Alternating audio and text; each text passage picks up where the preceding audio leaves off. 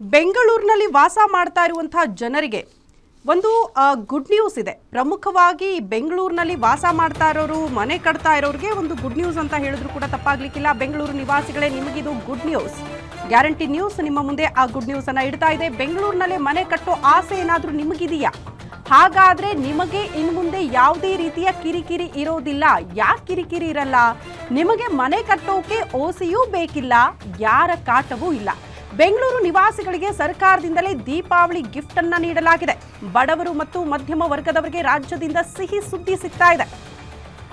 1200 ಚದರ ಅಡಿಯ ತನಕ ನಿವೇಶನ, 3 ಅಂತಸ್ತು ಕಟ್ಟಡಕ್ಕೆ ಓಸಿ ವಿನಾಯಿತಿ. ನಗರಾಭಿವೃದ್ಧಿ ಇಲಾಖೆಯಿಂದಲೇ ಅಧಿಕೃತವಾಗಿ ಆದೇಶವನ್ನ ಪ್ರಕಟ ಮಾಡಲಾಗಿದೆ. ಜಿಬಿಎ ಆಡಳಿತ ಕಾಯ್ದೆ 2024ರ ಕರಂ 241 ಅದರ ಅಡಿಯಲ್ಲಿ ಇಷ್ಟು ಚದರ ಅಡಿಯಲ್ಲಿ ನೀವು ಮನೆಯನ್ನ ನಿರ್ಮಾಣ ಮಾಡ್ತೀರಿ ಅಂದ್ರೆ ಅದಕ್ಕೆ ಓಸಿ ಬೇಕಾಗಿಲ್ಲ.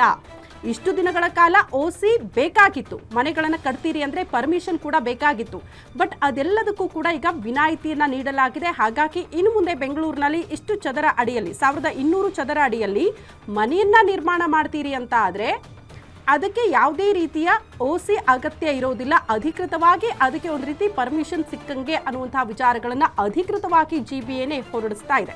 ಕಟ್ಟಡಗಳಿಗೆ ಸ್ಥಳೀಯ ಅಧಿಕಾರಿಗಳಿಂದ ಒಂದಷ್ಟು ಮಾಹಿತಿ ಪಡ್ಕೊಳ್ಬೇಕು. ನಿವೇಶನದ ವಿಚಾರಗಳಿಗೆ ಸಂಬಂಧಪಟ್ಟಂತೆ ಅವರಿಗೆ ಮಾಹಿತಿ ಕೊಡಬೇಕು. ಆನಂತರ ಅಪ್ರೂವ್ ಆಗಬೇಕು. ಓಸಿ ಕಡ್ಡಾಯವಾಗಿರಬೇಕು ಒಂದು ಮನೆ ಕಟ್ಟಬೇಕು ಅಂತ ಅಂದರೆ.